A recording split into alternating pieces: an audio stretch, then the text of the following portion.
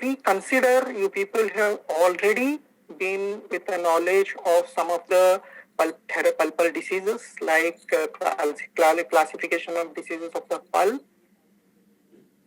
and the periapical things like reversible pulpitis, irreversible pulpitis, both acute and chronic, pulp degeneration, that is calcific degeneration, pulp necrosis, and periapical diseases like acute apical periodontitis, acute periapical abscess, chronic periradicular abscess, and acute exacerbation of the abscesses, focal sclerosing osteomyelitis, that is condensing osteitis, periapical granuloma cyst, and so more. With this, I think you people will continue with thinking that you have a brief knowledge about all these pulpal and periapical diseases.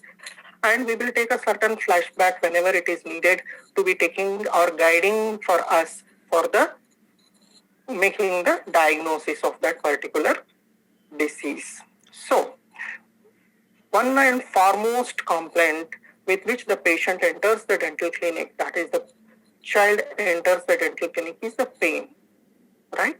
That is the history what one has to take with a carefully so that it will guide you towards the diagnosis of the condition, like the type of the pain, location, duration, frequency, aggravating factors, relieving factors, and referred pain, if any.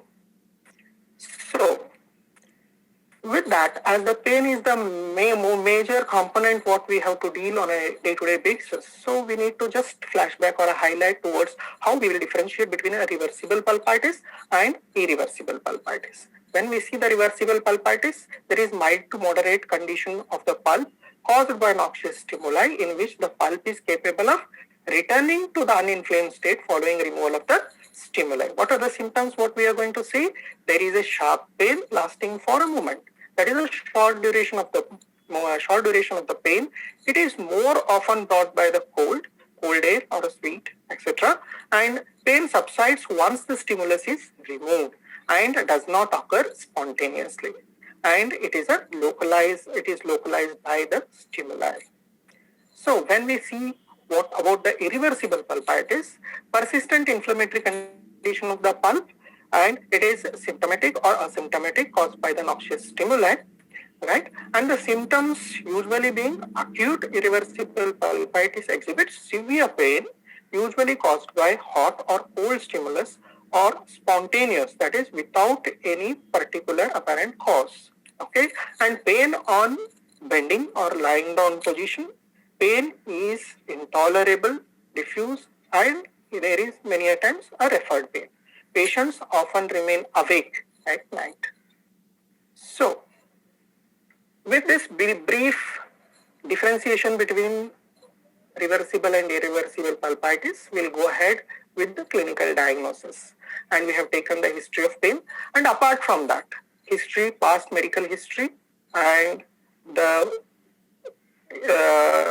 patient's general condition, and other things like history of oral habits and other things has to be taken into the consideration. Then what clinical diagnostic criteria we are going to do? Clinical examination is the visual and tactile inspection, that is the examination of all the soft tissues, gingiva, tongue, everything. Along with that, the hard tissue examination. And there is next is the palpation, which usually is done to palpate the swellings to its extent, its consistency, or adhering to the underlying tissues, and even the palpation of the lymph nodes. Even the palpation of the apical areas of the mucosa needs to be palpated where the painful tooth is in question. Next being the percussion, which is not usually being done in a primary teeth with an instrument. It is usually be done with a finger tap. Mobility test, where you can use two instruments, handles of two instruments to test it, using it in a buccolingual direction. And this mobility test we should keep it into the consideration. It is a pathology, not physiologic mobility or the mobility which is a resultant of a trauma. Then the teeth vitality test or the teeth sensibility test that we are going to see in a future slide. and the radiographs, right? Radiographs particularly are not much helpful in diagnosing the pulpal conditions. However, they are more helpful in the finding out the periapical conditions or interradicular radiolucencies or any pathologies, the developmental stages of the permanent teeth, and even any other pathologies or fractures which we can see onto these radiographs clearly, then that is the helpfulness, not in direct connection with any pulpal diseases. So, the assessment of pulp vitality, it is usually been done by neural sensibility tests, pulp vascularity tests, and there are some recent mechanisms by which the pulp vitality is assessed. The neural sensibility tests include the thermal test that is done by heat and cold, electric pulp tester, anesthetic test, test cavity. Pulp vascularity test is done by the laser Doppler flowmetry that is going to assess the blood flow, that is the flow of the RBCs, and the pulse oximetry determines the pulp oxygen saturation level. And some of the recent advances like dual wavelength spectrophotometer, ground surface temperature measurement, even the transilluminated light photoplethysmography is helpful in visualizing, in assessing the pulp vitality. Neural sensibility tests are not so popular, particularly in the children, because of the apprehension what they have towards the dental treatment or the dental examination. The better indicators would be pulp vascularity tests, which are usually been done by the pulse oximeter, which is usually available to assess the oxygen saturation in the blood, which is available in the clinics, but the sensors needs to be adjusted so that the false positive results with the gingival and the periodontal vascularity shouldn't interfere with that. Even this dual wavelength spectrophotometry, it is much more helpful because it is not being disturbed by the other vascular supplies. Recommended. What is this apexification? It is the method of inducing apical closure by formation of a mineralized tissue in the apical region of non-vital permanent tooth with an incompletely formed root apex. It is defined as a method to induce development of the root apex in an immature pulpless tooth by formation of a osteocementum or bone-like tissue. Another definition given by the Moss, it is apexification is the method of inducing apical closure through the formation of mineralized tissue in the apical pulp region of a non-vital tooth with an incompletely formed root or an open apex. Key is the canal debridement, that is the primary thing, and different materials used to induce the barrier, that is the calcium hydroxide, MTA and biodentine are being used. Right? Contraindications, all vertical horizontal root fractures, replacement resorption, oncolysis, and even a very short roots. Apexification types, if it is a traditional one done with a calcium hydroxide, it requires a multiple visits and a long term which has been taken. Or apical barrier technique with the bioceramics, MTA and biodentine, which is a single or two visit technique. Right? This is one of the apexification cases which is done by an MTA in two sittings.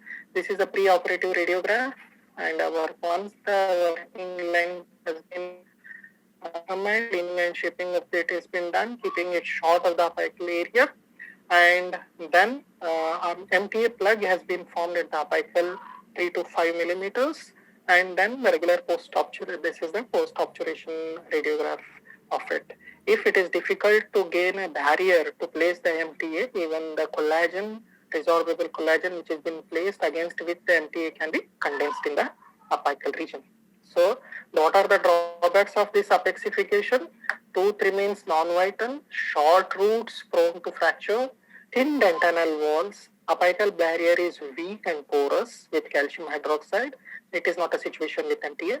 Altered crown root ratio, need for full coverage restorations. So with these disadvantages, we will have a short note on regenerative endodontics. By definition, it is biologically based procedure designed to physiologically replace damaged tooth structures, including dentine and root structure, as well as the pulp dentine complex. There are certain regenerative endo definitions, like if it is called a revascularization, we are re-establishment of a vascular supply to the existing pulp in immature permanent teeth. Revitalization is a ingrowth of tissue, which may not be the same as original tissue. Maturogenesis is the continued physiological growth of a root development, and regeneration is pulp revascularization plus restoration of the functional odontoblasts and the nerve fibers.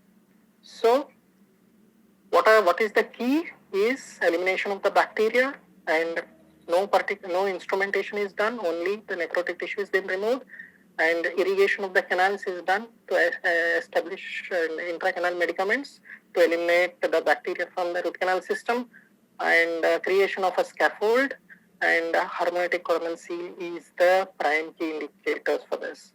Just not only the scaffold, the first appointment, local anesthesia and rubber dam isolation is done. Copious and gentle irrigation with 20 ml sodium hypochlorite is done. Lower concentration of the sodium hypochlorite as advised, that is 1.5%. Irrigated with saline and EDTA later. Irrigation needle positioned about 1 mm short of the root end to minimize the toxicity to the stem cells in the apical tissues.